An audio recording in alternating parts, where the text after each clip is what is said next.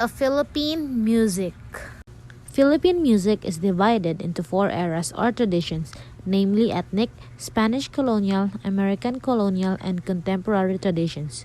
Majority of Philippine music really revolves around culture influence from the West. Kulintang is a modern term for an ancient instrumental form of music composed on a row of small, horizontally laid gongs that function melodically, accompanied by larger suspended gongs and drums. The kundiman is a popular lyrical songs dating back to the Spanish period and are customarily used in courtship rituals. It is a pre-colonial origins from the Tagalophone parts of the country, uses a triple meter rhythm, and is characterized by beginning in a minor key and shifting to a major one in the second half. Harana and kundiman are aesthetically different, whereas harana is in 2/4 time and kundiman is in 3/4.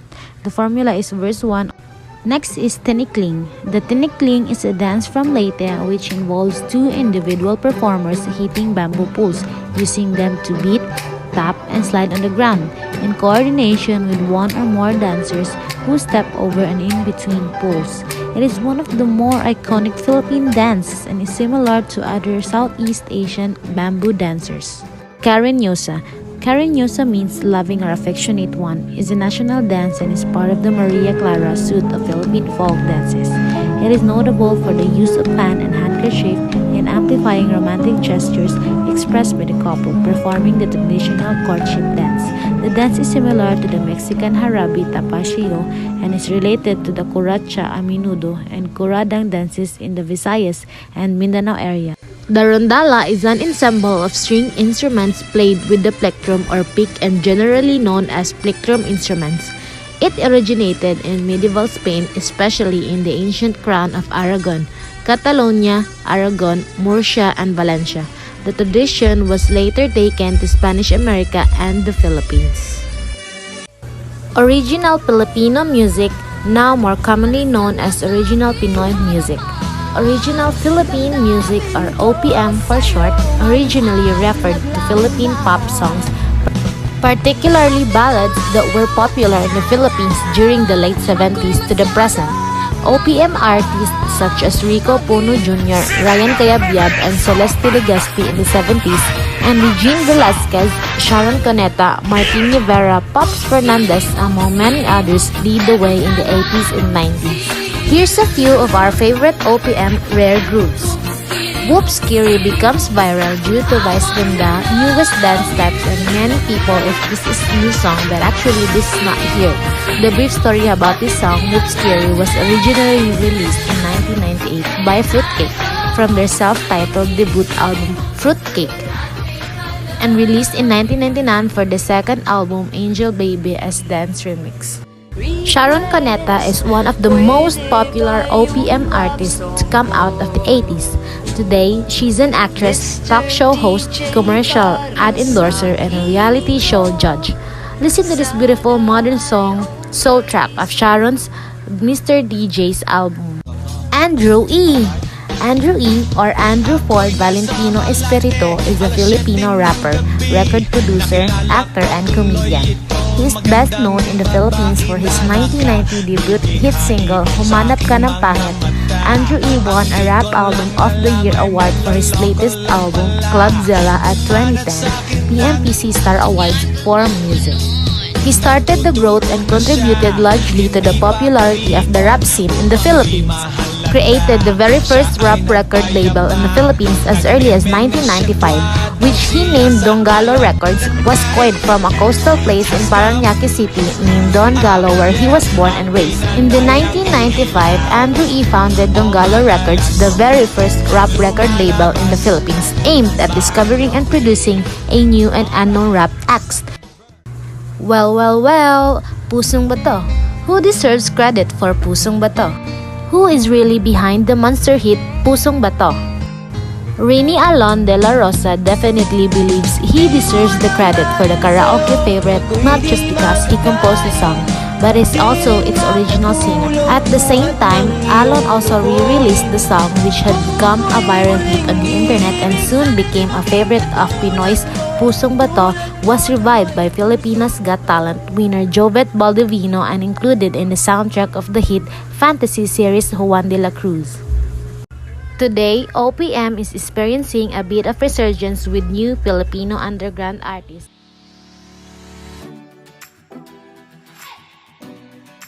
The Philippines, on the late century, they only wear tapis for female and bahag for male.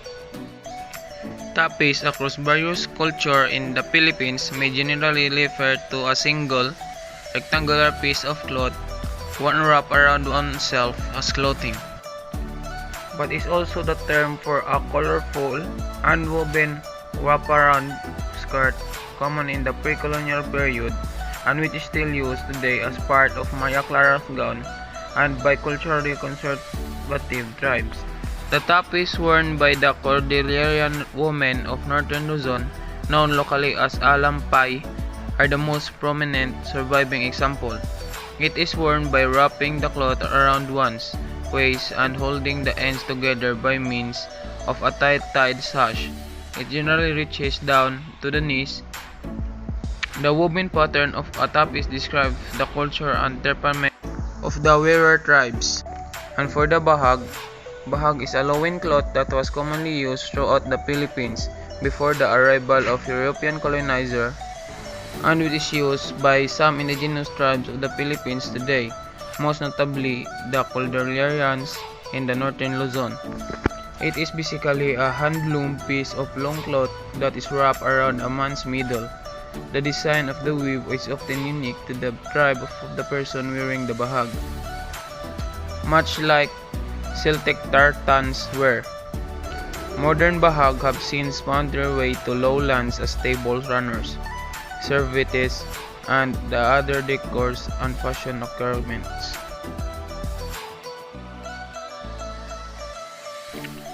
Until the times passed by and the traditional clothing made the barong Tagalog for boys and the mestiza dress and traditional barot saya for girls.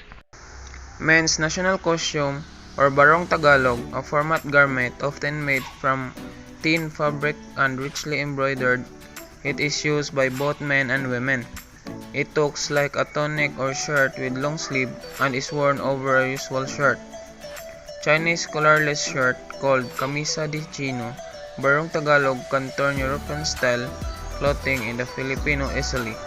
It is ornamented or embroidered with traditional pattern, and it can be made from various fabric but mostly natural, like pina fabric, hand-woven from pineapple leaf fiber, juicy fabric, machine woven from banana silk, and banana fabric, hand-woven from banana fiber. Filipino men wear different kinds of trousers or even wrap-around skirt with barong Tagalog. Often they use Western-style pants, and still their attire looks rather traditional and has a local flavor. Muslim men in the Philippines use a wrap-around skirt and loose tunic or shirt. Their clothing is formed not only by their region, it has some natural features also. For women national costume, barong Tagalog is as well used by women, but there are many much more feminine and beautiful female clothing. For example, mestiza dress. It is a formal dress made from lace and embroidered richly. It has butterfly sleeves and it looks like really charming. Actually, mestiza dress is a version of baro at saya. It is very typically for the people in the Philippines to wear baro at saya.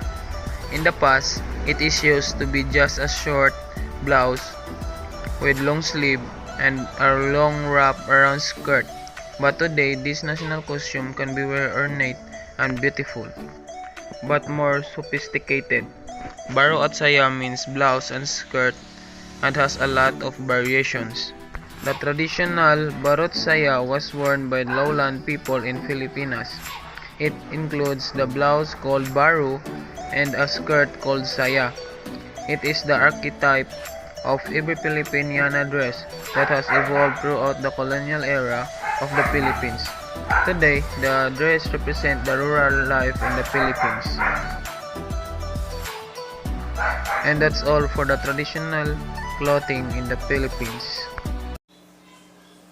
Culture cultural festival is a celebration of the traditions of a particular people or place. There are many types of cultural festivals, and now we are going to discover the festivals here in Cebu. Sinulog Festival. Sinulog Festival is celebrated every third Sunday of January. Sinulog Festival Cebu is the province's biggest fiesta. It is held in honor of the Senior Santo Niño, and foreign and local tourists flock to Cebu City for this celebration to join the procession and the Grand Mardi Gras. Next is Kadaugan sa Mactan. Kadaugan sa Mactan is a week-long commemoration of the historic Battle of Mactan between the Portuguese explorer and navigator. The festival features various activities such as the series of musical productions culminating with the famous battle, food street, and live band entertainment. Next is the Palawod Festival. Palawod Festival is held in Bantayan Island, and it is also known for its stunning beaches and delicious seafood. The locals' livelihood and pride is the Bantayan's gifted sea. Thus, Palawod Festival is all about fishermen and the sea. Palawod is a Cebuano term which means to go out to fish. Number 4. Carranza Festival. Carranza Festival is held every third Sunday of September. Danao City celebrates the Carranza Festival in honor of its patron Saint Senior Santo Tomas de Villanueva. Carranza Festival is a popular festival of Cebu that features various street dancing performances, eating and drinking in celebration of the Danao's pottery making livelihood. Next, Sinanggao Festival. The name Sinanggao is derived from two old Cebuano words, Sinanggi, meaning abundance of harvested agricultural products of our farmers, and Sayaw, meaning dance. During the Sinanggao Festival in Dumanjug, the performers dance lively and gracefully, bringing all the Sinanggi performances, highlighting these three aspects: the planting, harvesting, and Thanksgiving. Next is the Dinagat Festival. Dinagat Festival in Cordova is a popular celebration that is annually held to showcase the livelihood and fishing culture of this municipality. Dinagat is celebrated with religious association by holding it during the feast of the town's patron Saint San Roque. The feast of Saint Roque falls on August 16, but the festivities usually start a few days before. The Igorot dance. As with many non-literate societies, the Igorot dance to heal, worship ancestors and gods, and ensure positive outcomes during war, harvest, and weather. They dance toward of misfortune to congregate and socialize to mark milestone in the life and to express repressed feelings. Tinikling is a traditional Philippine folk dance which originated during the Spanish colonial era. The dance involved two people beating, tapping, and sliding bamboo poles on the ground and against each other in coordination with one more or more dancer who step over and in between the poles in a dance. The Cariñosa dance. Cariñosa is a Philippine dance of colonial era origin from the Maria Clara suits of the Philippine folk dances, where the fan or handkerchief plays in instrumental roles as it plays the couple in romance scenario.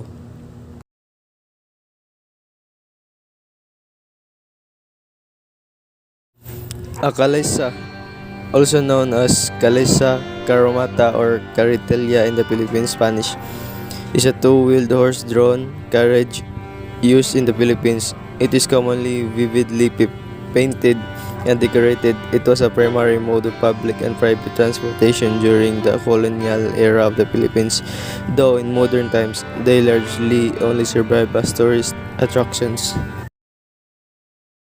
Jeepneys are the Philippines' most popular form of public transportation. and they are pure anachronism. They get their start as Willis Jeeps left behind in American GI's department, the Philippines at the end of World War II.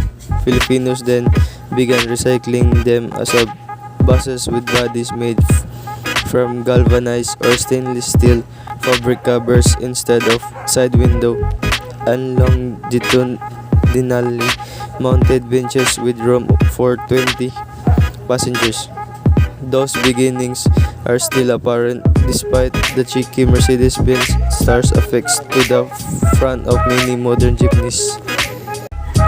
In major cities, taxis are the most convenient way to get from one destination to another. Fare flags down at 40 pesos and have a distance rate of 3.50 pesos for every 300 meters.